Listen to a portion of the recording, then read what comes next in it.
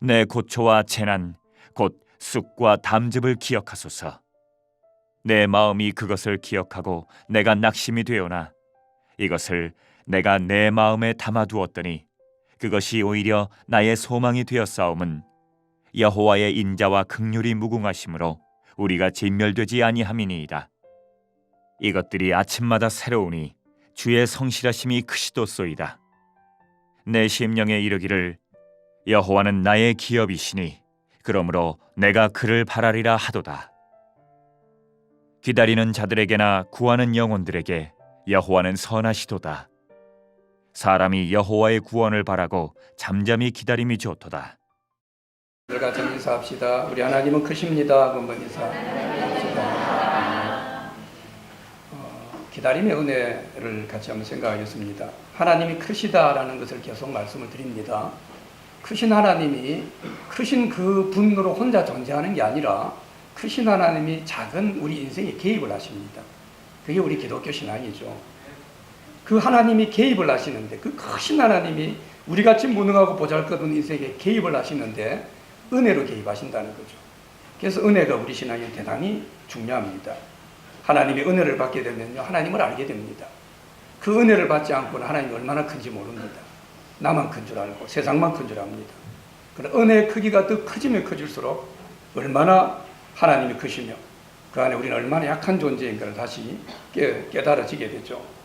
우리가 예수 믿으며 살아가는 삶 가운데 만나는 모든 문제의 근원은요, 사실은 다른 문제가 아닙니다. 은혜가 부족해서 그렇죠. 은혜가 채워지지 못해서 문제이지, 사실은 은혜만 채워지게 되면 어떤 것도 문제가 안 됩니다.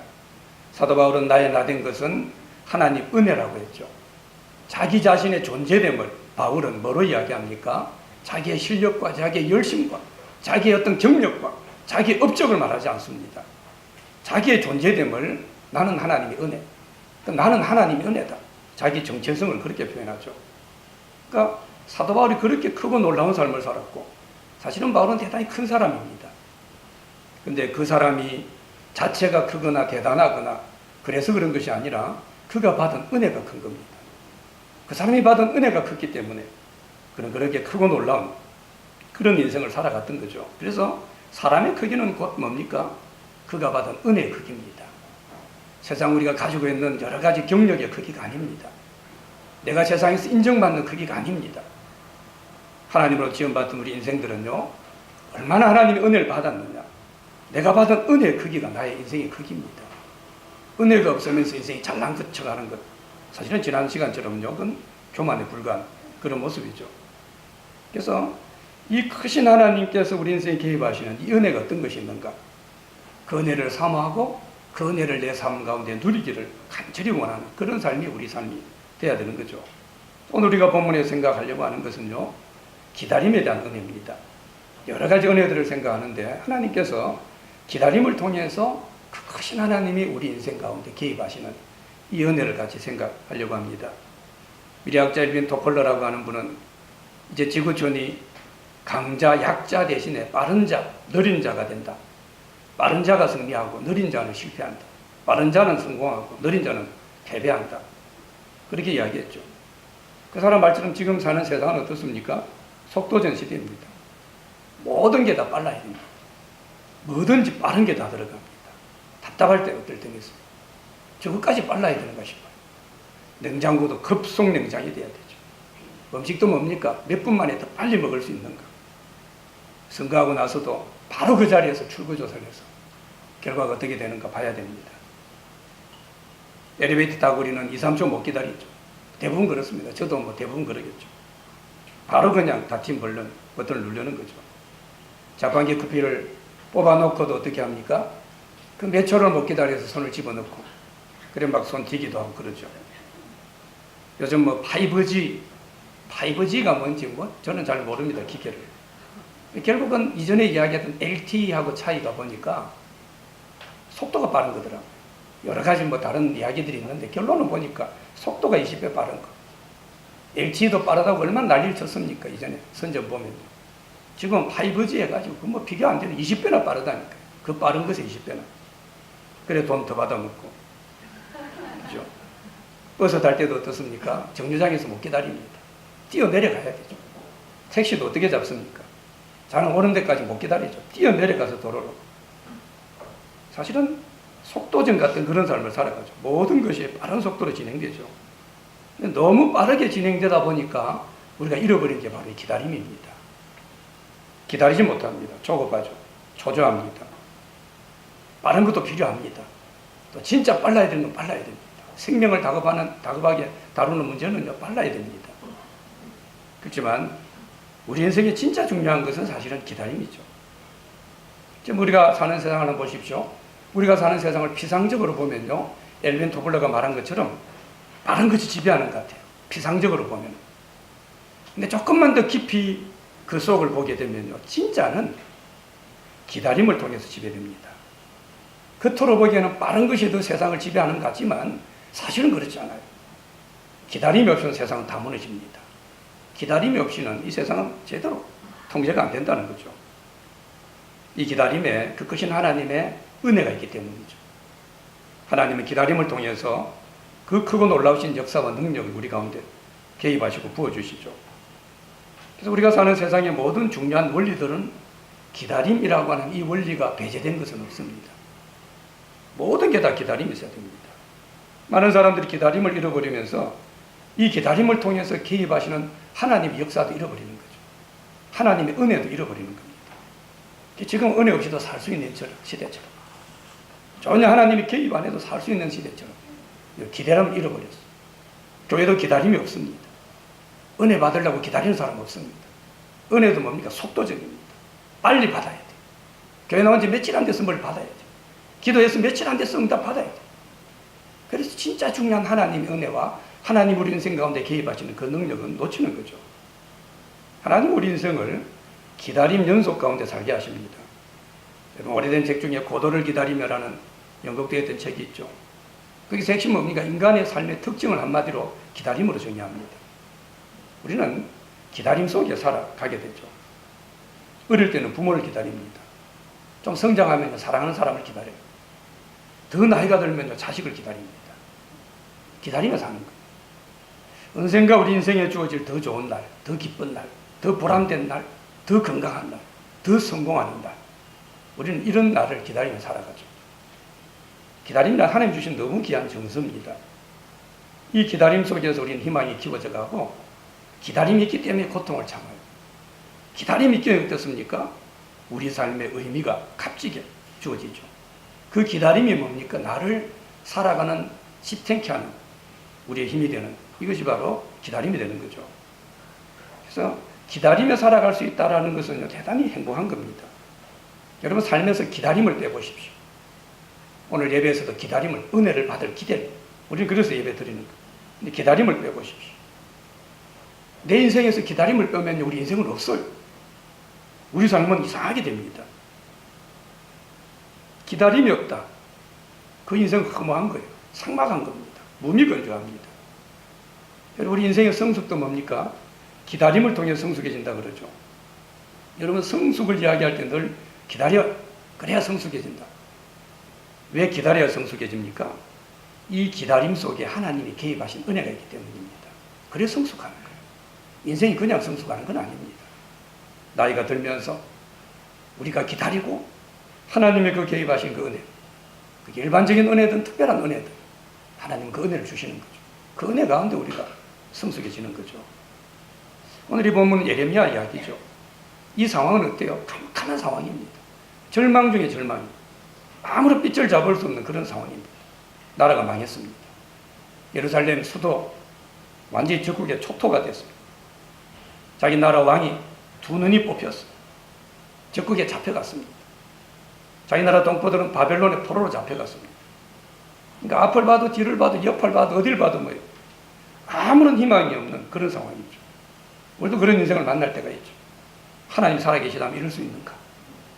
우리 그럴 때도 있습니다. 참 그럴 정도로 오늘 이 본문의 상황은요, 절망적인 그런 상황이죠.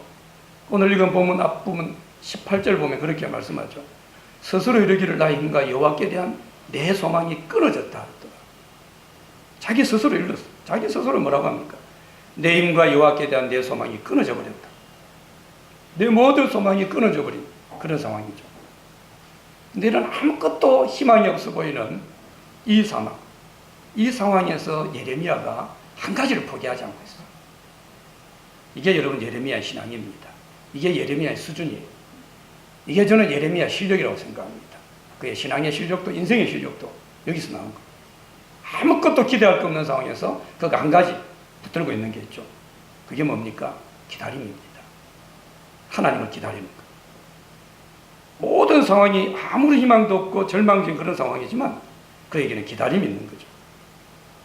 예레미야의 기다림을 통해서 하나님이 얼마나 크고 위대하게 개입하시는가, 기다림 속에 역사하시는 하나님의 위대한 역사가 어떤 것인가 예레미야는 알고 있습니다. 여러분, 우리 신앙이 있는 게 바로 이런 겁니다. 예레미야가 쑥과 담접 같은 고초와 재난, 19절에 보면 그렇게 표현하거든요. 쑥과 담접, 최고의 고통을 이야기하는 겁니다. 일일이 설명할 필요도 없을 거예요. 그걸 내 마음에 담아두었다고 표현했죠. 근데 그런 중에도 22절 보면요, 여호와 인자와 긍휼하여 무궁하심으로 우리가 진멸되지 않습니다. 쑥과 담즙과 같은 그런 큰 고난이 자기 가운데 있는데도 불구하고 하나님 인자와 긍휼이 무궁하시다. 그래서 우리는 완전히 진멸되지 않는다. 23절에 뭐라고 합니까? 이 하나님의 인자와 긍휼이 아침마다 새롭습니다. 아침마다 하나님 인자가 있습니다. 그렇게 지금 이야기를 하죠. 아침마다 새롭게 그 크신 하나님께서 인자와 긍휼을 베풀어 주시기에 이 끝없는 고난 가운데 그는 하나님을 바라보고 하나님을 기다렸다는 거죠. 아침마다 새롭게 역사하시는 이 하나님을 기다리게 될 때 하나님이 개입하시고 하나님 은혜가 그 어려운 상황 가운데서도 내게 주어집니다. 지금 이 고백을 예레미야가 아주 당당하게 하고 있습니다. 그래서 오늘 본문 25, 26절에는 유명한 이 말씀을 하죠. 우리 이 두 구절을 한번 같이 한번 더 읽어보십시다. 25, 26절입니다. 시작. 기다리는 자들에게나 구하는 영혼들에게 여호와는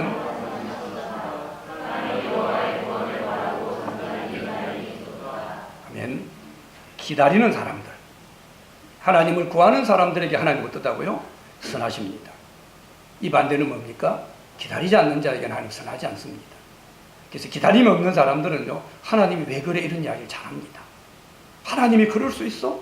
이런 이야기가 자주 나옵니다. 기다림이 없기 때문에. 왜요? 기다리는 자에게 하나님은 선하신 분입니다. 기다리는 자에게는 뭡니까? 좋은 결과를 주신다. 그리 지금 말씀하는 거죠. 하나님은 기다리는 자들, 또 하나님을 구하는 자들, 이런 자들에게 선하시다는 것을 여러분 꼭 기억하시길 바랍니다. 내 삶이 아무리 고통스럽고 길이 보이지 않고 힘들고 어려워도요, 하나님을 기다리고 있다면 어떻습니까? 하나님은 선하심으로 역사합니다. 이게 우리 신앙이라. 우리 신앙은 이겁니다. 다른 어떤 것이 아니에요. 여기에 신앙의 본질이 있고 사실은 신앙의 전부가 있죠. 왜 하나님의 선하심이 나타나십니까? 이 기다림 가운데 하나님의 개입의 은혜가 있기 때문입니다. 거기서 하나님이 개입하시기 때문이죠. 성경에 나오는 모든 믿음의 사람들은 대부분 사람들이 기다림의 과정을 통과한 그런 사람들이죠. 노아는 120년을 기다린 거 아니지 않습니까? 요셉은 보디발 종으로 11년을, 또 감옥에서 2년, 13년을 기다렸습니다. 모세는 광야에서 40년, 다윗도 13년. 모든 믿음의 사람들은요, 기다림의 과정을 통과했어요. 그냥 된 사람들은 아무도 없습니다. 신약의 히브리 11장은 우리가 믿음의 장으로 알고 있죠. 근데 히브리 11장에서 어떻게 표현하느냐면요, 이스라엘 역사를 하나님 말씀을 바라고 믿음으로 기다리며 살았던, 그러니까 믿음의 사람들에 대한 기록, 이스라엘에 대한 역사를 하나님을 기다린 사람들에 대한 그런 기록으로 중심으로 다룹니다. 그게 나온 사람은 다 그런 사람들이에요. 이스라엘 역사가 아름답게 진행된 이 모든 중심에는 하나님 말씀이 이루어질 것을 믿고 하나님의 약속이 이루어질 것을 믿고 기다렸던 사람들의 이야기입니다. 그래서 어때요? 참았고 인내했고 소망을 가졌고, 그게 믿음으로 그렇게 표현되는 겁니다. 우리가 기다림에 실패하게 되면 사실 심각한 어려움 당하죠. 아브라함 기다림에 실패했죠. 우리는 그 어려움을 지금도 저 중동에서 보고 있습니다. 여러 가지 어려움이 있죠. 기다림을 통해서 크신 하나님의 개입하심의 은혜가 있기 때문에 기다림의 사람들이 더 크게 특별하게 하나님께 쓰임받을 수밖에 없습니다. 26절에 보면 사람이 여호와의 구원을 바라고 잠잠히 기다림이 좋도다라고 말씀합니다. 이 말씀은 어떻게 기다려야 되는가를 간단하게 설명해 주는 거죠. 여호와의 구원을 바라고 기다려야 된다. 기다리면 그냥 기다리는 게 아닙니다. 그냥 아무 행동 없이 기다린다고 하니까 그런 의미가 아닙니다. 기다리면요, 강력한 믿음을 이야기하는 거예요. 하나님의 구원을 바라고 기다리는 거예요. 하나님 역사하실 것입니다. 하나님이 선하게 인도하십니다. 이것을 믿고 우리가 기다리는 거죠. 헛된 것을 구하고 하나님의 뜻이 아닌 것을 구하고 자기 욕심을 구하고 죄짓고 하는 것들, 이런 것을 구하고 기다리는 것, 그걸 기다리는 게 아니라는 거죠. 어떤 사람은 그런 것들을 기다리면서 나는 기다린다 라고 이야기합니다. 그걸 기다리는 게 아닙니다. 하나님의 구원을, 하나님의 일하심을 우리는 구하며 기다리는 거죠. 바라고라고 그러겠습니다. 바라고라고 하는 것은요, 간절한 기대감을 이야기합니다. 기대가 없는 기다림은 사실은 대단히 무료하죠. 고통스럽고 무의미합니다. 기다림을 통해 일하시는 하나님의 그 크신 은혜를 우리가 제대로 알게 되면요, 우리는 간절한 기대감을 가지게 됩니다. 그래서 기다리면서 뭡니까? 쉽게 낙심하지 않아요. 기대감이 있기 때문에, 바라는 것이기 때문에. 이만큼 기다리게 해서는 하나님 뭘 주실까? 그런 마음이 있어요. 어린아이들 기다림에 대한 실험을 많이 하죠. 근데 거기 성공한 애들은 뭡니까? 이만큼 기다리니까 주는 보상이 있는 거예요. 그래서 그 다음에 이만큼 더 기다립니다. 우리가 이 기다림에 대한 은혜를 알게 되면요, 기대감을 가지게 돼요. 내가 1년을 기다린 하나님 주신 것이 있습니다. 하나님의 선하신 모습을 봤어. 그러면요, 2년을 기다렸고 2년 동안 아무 일이 일어나지 않아도 그 사람 기다릴 수 있습니다. 기대감이 있기 때문이죠. 간절히 바라는 거죠. 오늘 예배를 통해서 우리는 하나님의 일하심을 간절히 기다리는 거죠. 그래서 오늘도 기다리는 마음, 기대감을 가지고 예배를 드리는 사람 가운데 하나님 어때요? 기다림 속에 더 강력한 개입이 있기 때문에 하나님 은혜가 있습니다. 아무런 기다림이 없는 사람들, 예배를 드리면서도 아무런 기다림이 없는 사람들, 기대감이 없는 사람들, 하나님 특별한 개입하심을 경험하지 못합니다. 쉽게 말하면 뭐예요? 은혜를 받지 못하는 거죠. 잠잠히 기다린다고 했습니다. 바라고 잠잠히 기다린다. 이 잠잠히 기다린다는 것은요, 우리를 내려놓고 기다리는 걸 말합니다. 내 의지를 내려놓고, 내 능력을 내려놓고, 내 지혜를 내려놓고, 지금 내 상황과 내 형편까지 다 내려놓고, 그리고 기다려야 된다라는 거죠. 우리가 나를 내려놓지 않게 되면 기다리는 것은 고통이 됩니다. 두려움이 됩니다. 우리는 기다리고 삽니다. 지금도 기다리고 살아요. 근데 나를 내려놓지 않고 기다린다 그러면요, 그 기다림보다 어려운 게 없습니다. 얼마나 두려운지 몰라요. 이렇게 기다려서 될까? 나를 내려놓지 않아서 그렇습니다. 나를 내려놓고 잠잠히 기다리지 않게 되면 기다리면서 불안해, 기다리면서 답답한 그런 마음을 가지게 되죠. 그리고 나를 내려놓지 않게 되면요, 기다리면서 유혹을 못 이깁니다. 우리가 기다림의 은혜를 누리는데 방해하는 너무나 많은 유혹이 있습니다. 그래서 많은 사람은 그래서 기다리지 못해요. 잠잠히 나를 내려놓고 그렇게 기다릴 때 우리는 이 기다림을 방해하는 많은 유혹들을 이겨나갈 수 있는 거죠. 잠잠히 우리 자신을 내려놓고 기다리게 되면 여기에서 하나님께서 개입하시는 그 놀라운 역사하신 그 은혜를 경험하게 되죠. 그래서 하나님께서는요, 많은 경우 우리 믿음의 사람들로 하여금 기다리게 할 때가 많습니다. 하나님이 기다리게 하신다. 이건 뭡니까? 이 기다림 속에서 크신 하나님께서 내게 베푸실 그 은혜, 하나님이 가장 선하게 역사하실 하나님의 놀라운 일들, 이게 있기 때문입니다. 기다림에 실패하게 되면 기다림의 은혜로 주어지는 이 크고 놀라운 하나님의 역사를 우리는 놓치게 되죠. 우리가 믿음으로 살아가게 될 때 기다리고 또 기다리게 되면 거기서 하나님께서 개입하신 놀라운 은혜와 하나님 역사하심을 경험하게 되죠. 우리보다 먼저 믿음을 잘 지켰던 수많은 믿음의 사람들은요, 모두가 다 이 기다림의 은혜를 알았습니다. 그리고 여기서 하나님의 선하심을 맛본 사람들이에요. 그래서 그들은 아무리 길어지는 그런 기간이라도, 아무리 고통이 길어도 뭡니까? 오늘 이 예레미야 말처럼요, 숙접과 쑥과 담접을 기억한다. 너무 고통스러운 그런 아픔과 고통을 당해도 뭐죠? 하나님의 성실하심, 인자와 긍휼이 무궁하신 하나님, 이 하나님을 부르면서요, 기다리게 됩니다. 근데 이 기다림의 은혜를 모르게 되면요, 우리는 사실은 신앙이 진짜 중요한 것들은 다 놓치게 되죠. 이 기다림의 은혜, 하나님의 얼마나 놀랍게 은혜가 우리 가운데 은혜 베푸시는가, 이것을 제가 신약에서 가장 뚜렷하게 기다림의 은혜를 경험한 사람으로 저는 야고보를 많이 생각을 합니다. 그래서 야고보는 야고보서를 통해서요, 야고보서 성경을 시작하면서 인내를 온전히 이루라, 인내를 강조합니다. 그리고 야고보서를 마치면서 5장 가가지고도요, 참아라, 기다려라, 인내하라, 이 말씀을 계속 강조하면서 야고보서를 마치게 됩니다. 기다림 속에 개입하시는 하나님의 그 크신 은혜, 이 은혜를 야고보는 분명히 알았기 때문에 그 초대교회 때 얼마나 핍박과 고난이 많았습니까? 근데 그 핍박과 고난 가운데서도요, 어떻게 합니까? 끝까지 기다리고, 그래서 그 성도들에게 기다리라고 하는 이런 권면을 끊임없게 말씀하죠. 그래서 오늘 야고보서 5장 7절부터 11절 이 말씀을 제가 하나 더 같이 보려고 합니다. 앞에 제가 좀 띄워달라고 했는데요, 야고보서 5장 7절부터 11절 이 말씀을 우리 같이 한번 한 목소리로 쭉 또 읽어보도록 하겠습니다. 같이 한번 읽어보십시다. 그러므로 형제들아, 주께서 강림하시기까지 길이 참으라. 보라, 농부가 땅에서 나는 귀한 열매를 바라고 길이 참아 이른 비와 늦은 비를 기다리나니 너희도 길이 참고 마음을 끈하게 하라. 주의 강림이 가까우니라. 그리하여 심판을, 보라, 심판주가 문 밖에 서 계시니 형제들아, 주의 이름으로 말한 선지자들을 고난과 오래 참음에 본으로 삼으라.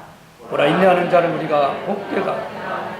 너희가 욥의 인내를 들으고 주께 주신 결말을 보았거니 주는 가장 자비하시고 긍휼히 여기시는 이시니라. 아멘. 이 야고보서가 세 예를 들면서요, 우리가 기다림에 있어서 어떻게 기다려야 되는 것을 구체적으로 그렇게 표현을 해주고 있습니다.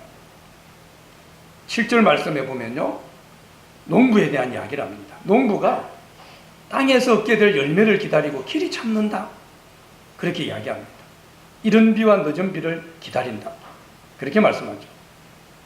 이스라엘은 우리하고 지형이 좀 다르죠. 그래서 이른 비 늦은 비를 통해서 열매가 단단하게 여물어지고, 그래서 그 양식을 결정을 하게 되죠. 그래서 그들은 이른 비와 늦은 비를 아주 간절하게 기다린다는 거죠. 비를 주시는 하나님, 이 하나님을 철저하게 신뢰하는 거죠. 또 마찬가지로 어떤 것을 봄에 심으면 어떻습니까? 이게 시간이 지나서 어떤 건 여름에, 어떤 건 가을에 파종한 것은 나중에 열매로 다 맺게 되는 거죠. 근데 비가 오지 않으면 어떻게 됩니까? 비가 오지 않으면 요즘은 무슨 뭐 물을 뽑아 쓰기도 하고 하지만요, 대부분 어때요? 비가 오지 않으면 우리가 할 수 있는 것은 기다리는 것밖에 없어요. 발을 동동 구른다고 되는 것이 아니죠. 참을성 있게 인내하며 기다릴 수밖에 없는 거죠. 하늘에서 비가 안 옵니다. 이건 우리 능력 밖의 일입니다. 그래서 야고보가 농부에 대한 이야기는요, 우리가 기다려야 될 것에 있어 첫 번째 하는 이야기가 내 능력 밖에 기다려야 될 것들입니다. 내 능력 밖에, 내가 어찌할 수 없는 것들입니다. 많은 사람들이 능력 밖에, 하늘에 비가 안 옵니다. 근데 내가 원망하면 뭐해요? 하늘은 불평하면 뭐합니까? 그런다고 내가 막 띠를 두르고 대모하면 뭐합니까? 하늘에서 비가 안 오는데. 이건 어리석은 것이죠. 우리가 어떻게 할 수 없는 그런 일들을 우리 만납니다. 근데 우리 인생은 그런 일들이 많아요. 도저히 내가 어찌 할 수 없는 일들, 자연뿐만 아니라 수많은 그런 일들이 있죠. 그럴 때 어떻게 해야 됩니까? 우리는 기다려야 된다는 거예요.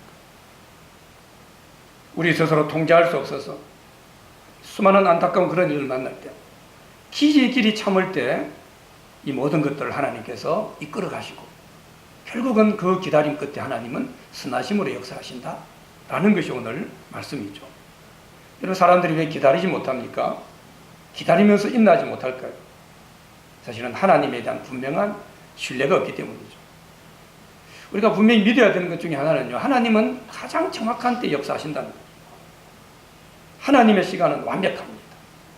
자꾸 하나님의 시간을 내 시간표에 맞추려고 하면 안 되죠.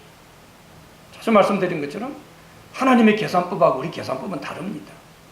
미련한 우리 인간이 똑똑하다고 내 계산법으로 하나님 계산을 막 앞질러 그러면 안 되죠. 그게 우리 실수입니다. 농부는 어떻게 돼요? 때가 되면 비가 올 것을 신뢰합니다. 그래서 농부는 기다립니다. 우리가 자연의 질서를 통제할 수 없습니다.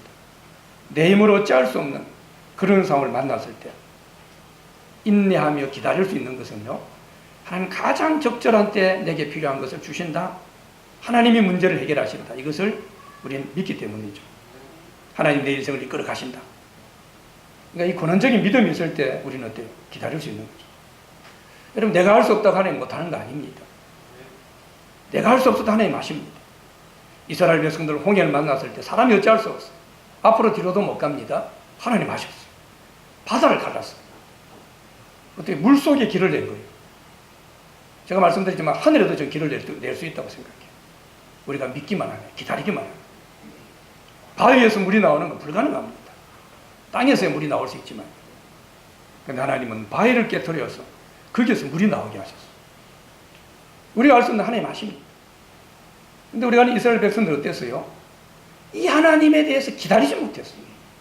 그러니까 늘 원망하고 늘 불평합니다. 이런 기다림에 없는 사람들은 그 인생의 많은 부분을 불평으로 보냅니다. 원망합니다. 근데 기다리는 사람은 그러지 않아요. 원망이 나오려고 하더라도 그 자리에서 다시 일어나게 되죠. 신앙은 기다림의 연속입니다. 이 기다림에 실패하니까 이 이스라엘 백성은 하나님을 슬프게 한 거죠. 특별히 여러분, 우리 능력 받기를 만났을 때 하나님 모든 걸 주관하신다. 나는 지금 알 수 없지만 하나님이 모든 것을 다스리신다. 이 사실을 믿고 우리는 기다려야 돼. 거기서도 기다림에 대한 훈련을 더 해야 된다는 거죠. 특별히 오늘 이 본문 말씀 보면요, 농부는 자기 힘으로 어찌할 수 없는 비를 기다리면서 땅에서 나는 귀한 열매를 바라고 길이 참아 기다렸다. 이렇게 표현했습니다. 이 말은 어떤 의미입니까? 농부가 기다리는 것은요, 땅에 나는 열매입니다. 잘해봐야 고구마입니다. 잘해봐야 감자입니다. 그러나 그 농부는 그걸 기다려요. 그리고 기다리면 귀한 것입니다. 오늘 야고보가 농부가 땅에서 나는 귀한 열매를 바라고 길이 참아라고 이 표현을 쓴 것은 우리 믿음의 사람에게 던진 메시지입니다. 야, 저 농부는 이 땅에서 나는 열매를 바라고 지금 비도 안 오는데 그렇게 기다리고 있는데, 참고 있는데, 너들은 땅에서 나는 열매를 바라냐? 우리는 하늘에서 나는 열매를 바라지 않습니까? 땅에 나는 저 열매를 바라고도 저렇게 기다리는데 너들 하늘에서 나는 이 하늘의 열매를 기대하면서 뭘 더 못 기다리겠느냐? 그렇게 말씀하는 거죠. 그래서 이 열매를 기다리게 되면요, 우리는 끝까지 어느 상황에서도 인내하며 참으며 기다릴 수 있는 거죠. 자, 9절에서도 보면요, 이렇게 기다리면서 원망하지 말라라고 말씀했죠. 우리가 어찌할 수 없는 그런 일들, 여러 가지 환경, 어려움, 또는 사람의 관계, 또 나 자신의 미래, 어찌할 수 없는 그런 일을 만날 때요, 원망하지 말라. 그렇게 말씀합니다. 우리 인간관계가 끊임없이 문제가 일어나면요, 그 이유는 서로 원망하고 있기 때문이죠. 내가 신앙생활에 실패하고 있다면 그 많은 이유가 마음의 원망이 있기 때문입니다. 원망 가운데 있을 때 하나님은 크게 역사하지 못합니다. 왜 여기서 원망하지 말라고 이야기합니까? 성경 본문에 보면요, 우리에게 원망하지 말라고 하는 것은 9절에서 뭐라고 이야기합니까? 보라, 심판주가 문 밖에서 계시느니라. 그리 말씀하고 있죠.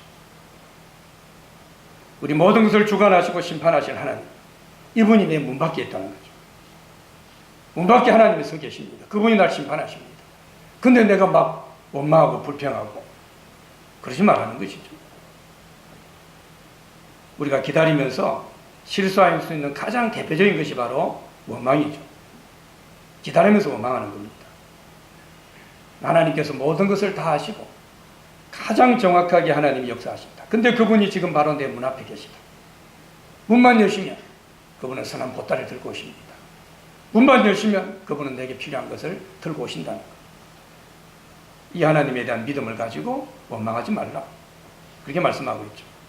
그리고 10절에서 이야기하는 것은요, 선지자들 예를 듭니다. 여러분 성경 본문을 좀 보여주세요. 10절을. 10절에 보면요, 형제들아 주의 이름으로 말한 선지자들을 고난과 오래 참음의 본으로 삼으라. 자, 선지자들 이야기하면서요, 고난과 오래 참음의 본을 삼으라. 그렇게 지금 말씀하고 있죠. 여러분 선지자는 누굽니까? 선지자는 사람들에게 하나님 말씀을 전하는 자들입니다. 근데 하나님 말씀을 전하는 핵심이 뭡니까? 하나님 말씀대로 사십시오 이 말입니다. 근데 아무리 선지자가 말씀을 전해도 어때요? 옛날이든 지금이든 어떻습니까? 사람들은 말 잘 안 들어요. 그렇게 선지자가 외쳐도 어떻습니까? 사람들이 안 받게. 그대로입니다. 오히려 백성들은 더 부패해집니다. 변하기를 거부합니다. 어떤 사람은 그렇게 합니다. 네가 아무리 외쳐봐야 나는 안 변할 거야. 당당하게 이야기하는 사람도 있어요. 보란듯이 그리 사는 사람도 있어요. 선지자가 아무리 외쳐봐요, 목사가 아무리 설교해봐요, 나는 안 변할 거야. 당당하게 보란듯이 더 삐딱하게 나가는 사람들 수도 없이 많습니다. 이때 어떻게 해야 된다는 겁니까? 인내하며 기다려야 된다는 거죠. 이 선지자들의 삶, 이 고난과 오래 참음을 본으로 삼으라 라고 이야기했습니다. 그들의 삶을 통해서 본받으라는 거죠. 여러분, 대인관계에서 사람이 변하지 않을 것 같은 그런 말 그대로 대인관계 벽을 우리 너무 많이 만나요. 도저히 변할 것 같지 않아요. 사실은 벽은 뭐 웬만한 다른 벽들은 뭐 뚫어버리면 되죠. 대포를 쏴버리면 되죠. 사람은 그렇게도 안 됩니다. 그래서 인간관계 벽을 만나서 인생의 고통을 당하는 그런 일들은 우리 인생 중에 너무 많습니다. 근데 이런 관계에서 어떻게 하라는 거예요? 선지자들의 본을 삼으라는 거예요. 아무리 외쳐도 변하지 않는 사람들을 보면서 선지자들은 기다렸어요. 1000년을 기다렸습니다. 2000년을 기다렸어요. 기다려야 된다는 거예요. 나름대로 열심히 했는데 아무리 해도 변화되지 않고 오히려 더 어려움만 만나는 그런 경우가 있습니다. 이럴 때 인내하며 기다려야 된다는 거죠. 우리가 자주 참지 못하는 많은 문제 중에 하나가 바로 인간관계 문제죠. 인간관계가 비틀어지는 거죠. 그리 사랑했던 사이가 멀어집니다. 그리 힘이 되던 관계도 무너지는 경우가 있어요. 원수가 되고 그런 경우들이 많이 보게 되죠. 근데 그 중심의 문제는요, 기다리지 못했어요. 기다리지 못한 그런 관계에서 어려움을 당하는 거죠. 구약의 선지자들이 그렇게 말씀을 선포하고 가르쳤는데 백성들은 다 지 옳은 대로, 지 주장대로 내가 옳다고 그러고 살아갔어요. 그때 선지자들이 했던 게 뭡니까? 오래 참은 겁니다. 기다린 거죠. 그래서 그 오래 참음, 기다림의 보상을 그들은 받게 됩니다. 우리 실제 삶에서도 어때요? 도저히 변하지 않을 것 같은 그런 사람들 너무 많이 만납니다. 내 가족이 아무리 어찌해도 변하지 않을 것 같은 그런 남편, 아내, 자녀, 막 내 가슴 후벼 파는, 뭐 예를 들면 뭐 시댁의 뭐 시아버지, 시어머니, 아무리 울고 불어도 껐딱도 하지 않는 뭐 남편, 뭐 그런 사람들 우리 중에 얼마나 많습니까? 이 사람은 전도하려고 하는데요, 10년을 쫓아다녀도 꼼짝도 안 하는, 그래서 우리 마음에 늘 부담이 되는 그런 사람이 있을 수 있죠. 이런 변화시킬 수 없다고 해서 포기하거나 낙심하지 말아야 된다는 거죠. 이 상황에서 어떻게 하는 겁니까? 선지자 예를 본을 삼으라는 거죠. 그래, 그들은 1000년을 2000년을 참았는데 나도 기다려야지. 그렇게 우리가 기다려야 된다는 거죠. 여러분, 중국의 모죽이란 예를 뭐 자주 들죠. 이 대나무는 심어놓으면 뭡니까? 4년 동안 싹도 안 보인다 그러죠. 특이한 대나무죠. 근데 5년차 되면서부터 뭡니까? 싹이 나오면요, 3개월 만에 30m 큰다 그래요. 신비한 그런 나무죠. 땅속에 4년 동안 심어놨는데 안 자란 것이 아니라 뿌리를 내린 거라는 거죠. 아무것도 없는 게 아니라는 거죠. 내가 기다리고 있는 게 아무것도 없는 게 아니라는 겁니다. 그 기다림 가운데 벌써 나는 모르지만 어떤 일들이 일어나고 있는 거죠. 그래서 어느 때가 되면요, 우후죽순처럼, 모죽처럼 막 그냥 일어나는 그런 역사가 일어날 수 있다는 거죠. 도저히 변하지 않을 것 같은 사람, 인간관계에 있습니다. 그런 관계에서 우리는 어떻게 해요? 선지자들의 본을 삼아서 기다려야 돼. 그러면 그 기다림 가운데 하나님 개입하십니다. 당장 일이 안 일어나도 10년 동안 안 일어날 수 있어요. 변화가 안 될 수 있습니다. 그러나 하나님 벌써 내게 개입하셨어요. 기다림 가운데 하나님 역사한다고 그랬거든요. 기다림의 은혜가 있다고 그랬거든요. 벌써 기다림 중에 나를 변화시킵니다. 기다림 중에 아무 상황이 바꿔지지 않았는데 내가 달라졌어요. 이길 수 있는 힘이 생겼습니다. 이게 하나님 개입하시는 거죠. 마지막 11절에 욥의 이야기를 합니다. 욥의 이야기는 어떤 경우입니까? 우리가 살아가는 삶의 과정에서요, 너무 큰 고난과 고통, 특별히 욥은 어때요? 이유를 알 수 없는 고난입니다. 이런 문제를 만났을 때 기다리라는 거예요. 그래서 욥의 예를 마지막으로 들고 있죠. 욥은 어떻습니까? 많은 사람이 아는 것처럼요, 사람이 당할 수 있는 고통을 한꺼번에 쪼르륵 당한 거죠.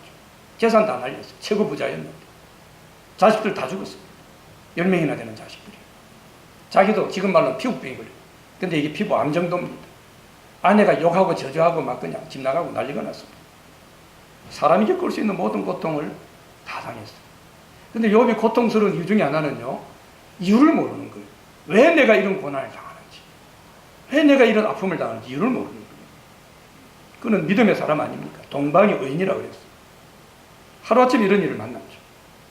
오늘 이 성경 11절 말씀하는 거죠. 보라, 인내하는 자, 우리가 복되다는 욥의 인내를 들었고, 인내하는 자가 복되다, 기다리는 자가 복되다, 욥의 인내를 들었다. 그렇게 좀 말씀하고 있죠. 이 이유를 모르는 그런 고난, 어려움, 이 아픔 가운데 욥은 어떻게 합니까? 기다린 거예요.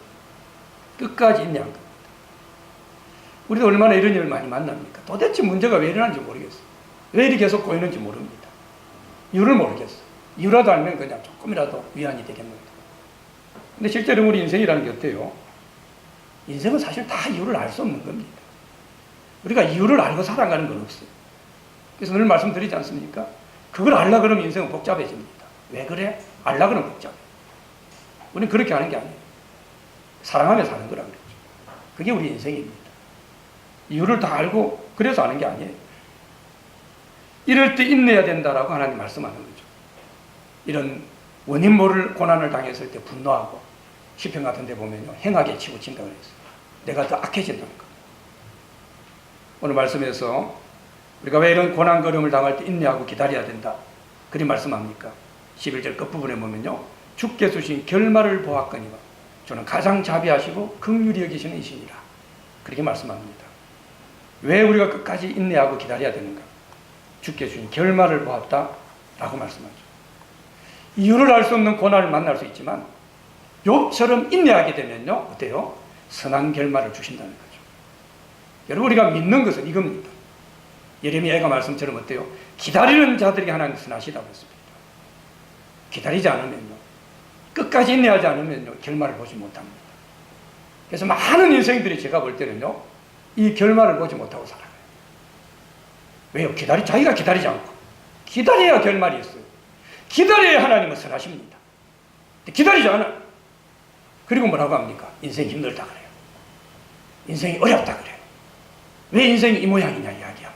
기다리지 않고. 기다려야 결말이 있어요. 기다려야 하나님 선하시죠. 예수 믿어도 뭡니까? 자기는 기다려보지도 않고 하나님 앞에 불평합니다. 기다려봐야 겨우 그냥 내 기준에서 하루 이틀, 한 달, 두 달 기다리고, 내 기준에서. 그리고 하나님 왜 이러십니까? 우리는 그럴 때가 참 많아요. 저도 여러분도 대다수 그럴 때가 많습니다. 근데 하나님은 기다릴 때 선하십니다. 기다림 가운데 하나님 결말이 있습니다. 이게 뭡니까? 기다림은 기다릴 때 그 크신 하나님이 개입하십니다. 여러분, 우리가 예수 믿고 살아가는 신앙생활은요, 딱 한마디로 정의하면요, 기다리는 겁니다. 어떤 삶의 형편에서도 하나님 기다리는 거. 최악의 상황에서도 하나님 기다립니다. 너무 억울한 일을 당했을 때도 뭡니까? 요셉처럼 하나님을 기다리는 거.